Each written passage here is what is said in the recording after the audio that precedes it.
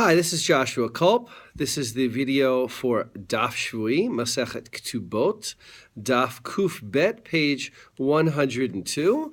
And we've gotten into the 12th parak here. We're learning some fascinating agreements that people take right around the time of the marriage. You've probably learned this and noticed this as we've been learning through the Masechet.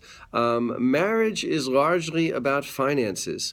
It is not as much about love as we perceive it today. Not to say that there wasn't occasionally love between the husband and the wife, but largely speaking, marriage is a financial agreement that is joined into by the husband and the wife, and to an even greater extent by the family of the husband and the family of the wife. We see this very well in a statement by Rav Gidl that actually appears twice on this page, and I wanted to go over it a little bit and talk about that for a moment. So it appears on the first half of the Amud as part of a larger discussion about the Mishnah, where a husband undergoes the financial responsibility to provide for the daughter of a wife, of his new wife, from her previous marriage. And you can imagine, let's say her first husband died or divorced and he's no longer in the picture for some reason. She can't really engage in a new marriage. She can't get married to someone new without him guaranteeing that he'll protect her daughter. And the husband, it seems to be a very realistic situation, a husband would be sort of coerced into accepting responsibility to pay for her daughter, perhaps willingly, perhaps unwillingly, but it'd be part of the larger marital negotiations, which would include in all sorts of ways what is the husband responsible for, and what dowry, what property is the wife bringing into the marriage.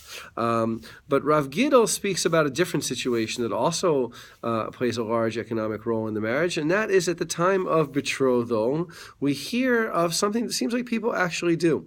Amar Rav Gidl Amar Rav, Kama ata noten levincha, kama ata kach v'kach, v'kama ata noten levitcha, kach v'kach, amdu v'kidshu, kanu, hen hadvarim haniknim be'amira. So the situation seems to be as such. The families are gathered together for the betrothal.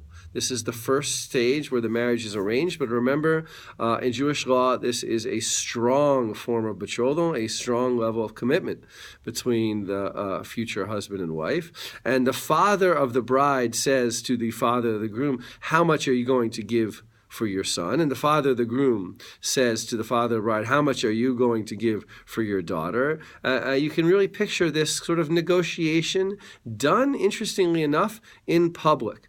And one of the attendant consequences of performing such a ceremony in public is there's going to be pressure to look rich. I used to have a charuta who was a wedding photographer for Haredi weddings, and he said people still did this in Haredi weddings. They get up in public and they make a pronouncement that they're going to provide for the new couple money for their apartment, in the Haredi world, years of learning for the husband, financial arrangements that sometimes are way beyond their means because everybody likes to look rich, wealthy in public, and especially at occasions of weddings. It harkens me back to the scenes in The Godfather, where people are giving large sums and opportunities for showing off your generosity and how wealthy you are and how much you can afford to give away. Interestingly, Rav Gidl says these things are acquired simply by stating them. In other words, no backsies. Once you say that you are going to give your son this much for his marriage, or your daughter this much for her marriage, you have to do it, Mr. Father. You can't back off and say, well, I was just showing off at the wedding. I didn't really mean to make such a large promise. These are legally effective even without formal means of kinyan, of acquisition. Now, one little twist, they are called in the Gemara Shtare Psikta, which we might translate as allotment documents or documents of exchange at the betrothal. And that means that people wanted to write them down. It seems like lurking in the background here is the idea that a father, without a record of what he had promised, would say, I didn't promise $100,000. I only promised $10,000. What are you talking about? People may be drinking. People may not remember so well. So it seems like certainly the opposing father would want to write down the other father's amount just to make sure that he ends up paying what he promised to pay. And you can imagine the tension in this social situation. You can imagine the fights that it might occur later on of fathers not paying up their debts. There is rich halachic literature about this, many tshuvot.